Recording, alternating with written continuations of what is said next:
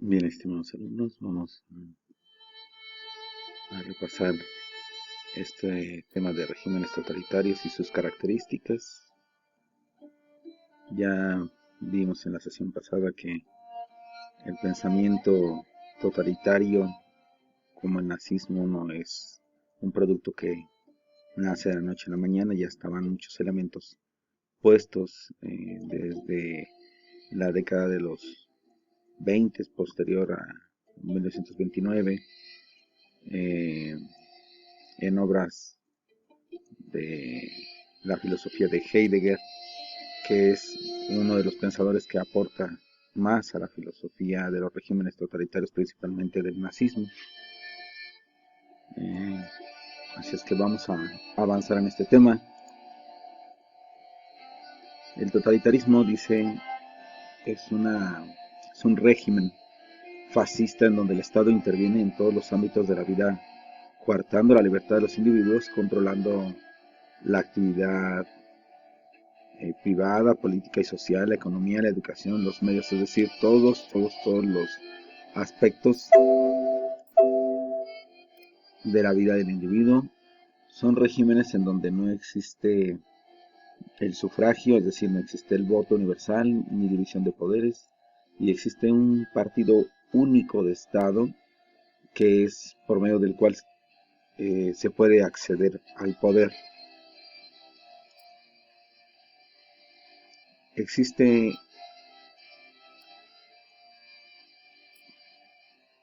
en estas ideologías fascistas un antiliberalismo y anticapitalismo. Los ideólogos fascistas tildaron al liberalismo de ser una ideología débil, incapaz de frenar el auge del comunismo, que como ya vimos ya había nacido en Europa. Ya Lenin había muerto y Stalin había quedado en su lugar.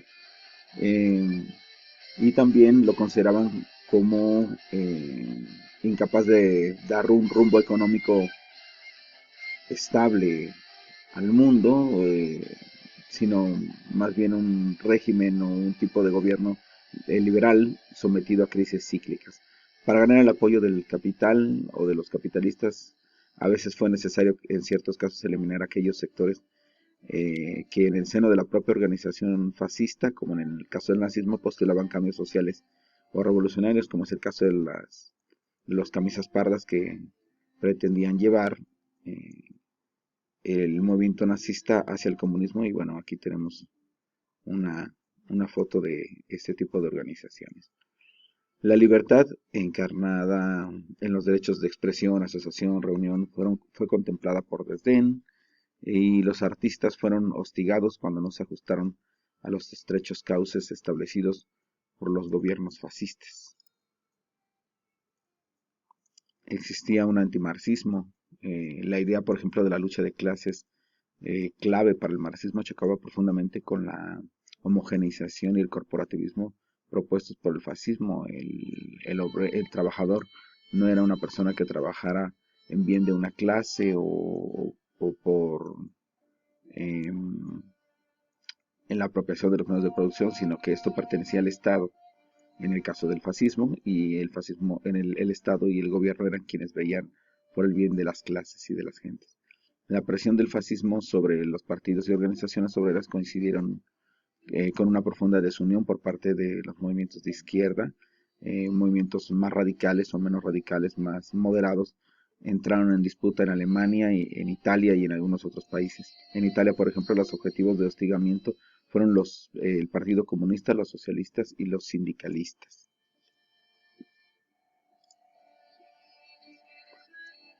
Otra característica es el autoritarismo y el militarismo. Concebían a la sociedad como si se tratase de una organización militar.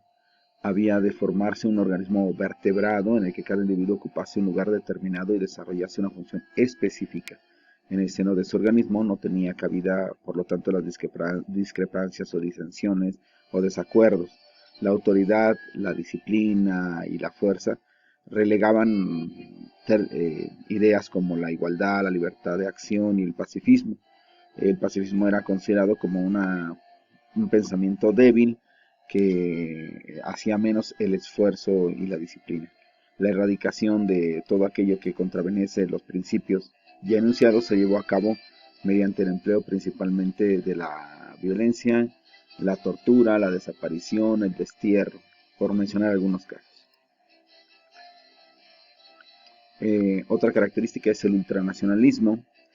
El objetivo de estas doctrinas totalitarias era alcanzar la unidad y la identidad nacionales desde una visión conservadora, excluyendo y hostigando a todo aquello que fuera diferente, todo aquello que fuera considerado como un peligro para la homogeneidad y para todo lo que fuera crear un régimen de igualdad obligatorio.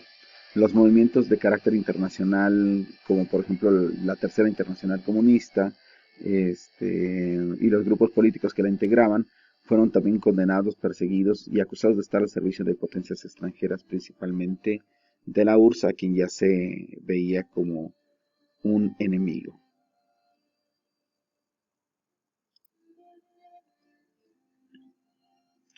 Este ultranacionalismo fue lo que en parte propició, o más bien sirvió de pretexto a Hitler para las invasiones que hizo, por ejemplo, en febrero del 38, cuando anexionó Austria al Tercer Reich, con el pretexto de que existía gente de nacionalidad germana y cultura germana.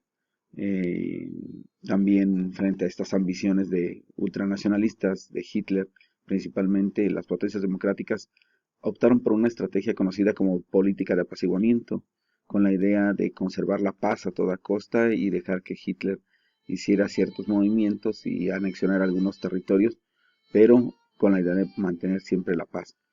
En septiembre de 1938, a través del Pacto de Múnich, el Reino Unido y Francia concedieron a Hitler la licencia de anexionarse gran parte del territorio de los Sudetes, Bohemia y Moravia, que pertenecían en ese momento a Checoslovaquia, y meses después Hitler se anexionó toda Checoslovaquia.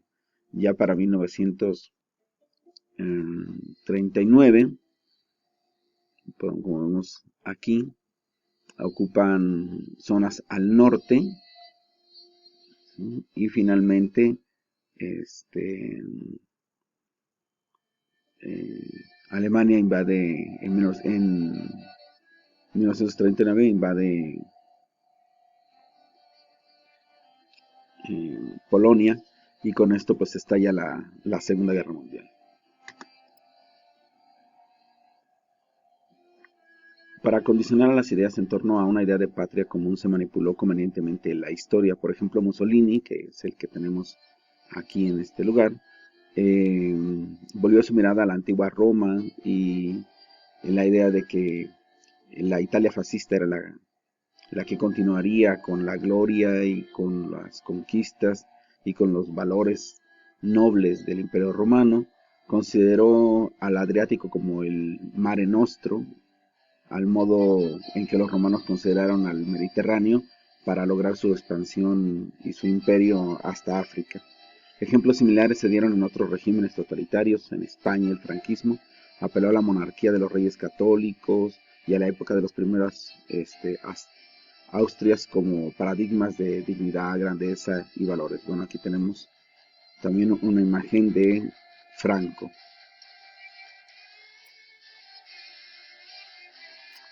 Otra característica de estos regímenes totalitarios es la presencia de un líder carismático. Trataron de conseguir una armonía social bajo la benefactora acción de un jefe, un duce, un Führer, un caudillo. El jefe debía rodearse de una élite competente, preparada y portadora de la razón y la verdad. Los individuos eran considerados en su mayoría, las personas, como ineptos para la asunción de responsabilidades y la toma de decisiones por sí mismos. Su papel en la sociedad fascista era el de súbditos y no tanto el de ciudadanos con pleno derecho. El jefe debía estar dotado de un especial carisma que lo distinguiese del resto de los mortales y aglutinaría diferentes tendencias dentro del poder, es decir, a diferentes facciones. Ante el líder solo restaba actuar con fe ciega, expresada a través del culto a la personalidad. Además de su papel dirigente, la misión del jefe era servir de guía al pueblo, ejerciendo sobre él una labor benefactora y paternal.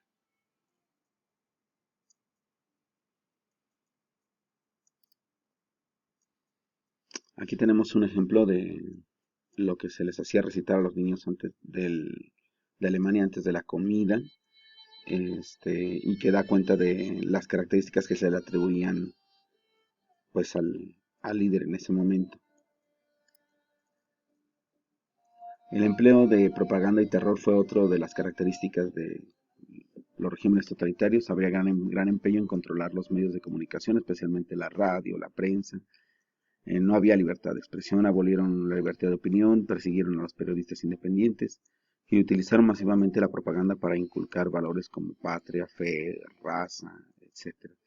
Un maestro en este arte de la propaganda fue el ministro de propaganda del Tercer Reich, Joseph Goebbels, junto con que además utilizó otros medios como fueron, eh, pues bueno, la desaparición forzada, los raptos, los secuestros, la tortura, los asesinatos públicos, e incluso algunos masivos. Y bueno, en 1936, como parte de esta idea, Hitler celebró en Berlín los Juegos Olímpicos y lo hizo con la intención de transmitir la imagen de una Alemania moderna, fuerte y unida bajo un indiscutible liderazgo, es decir, la presencia de un líder fuerte como necesario. Había además otra característica que es el racismo y la xenofobia. Todo aquello que el fascismo interpretó que podía descomponer una sociedad uniforme, rígidamente estructurada, fue perseguido. Así ocurrió con minorías raciales como los judíos, los eslavos, los gitanos. En la Alemania nazi estos grupos fueron en principio aislados para evitar que los otros ciudadanos se contaminasen y más tarde se procedió a eliminarlos.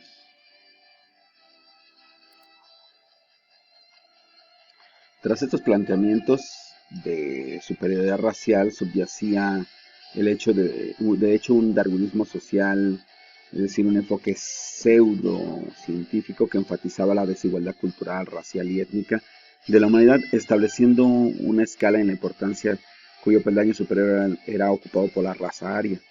Especialmente significativo fue el caso de los judíos, a quienes los jerarcas nazis responsabilizaron de ser el origen de los males que aquejaban al pueblo alemán y por tanto merecedores de ser destruidos, y para ellos se planificó la solución final. En otros países como Italia y España, la xenofobia y el racismo, si bien estuvieron presentes, no alcanzaron el grado de encono y violencia que alcanzó en Alemania.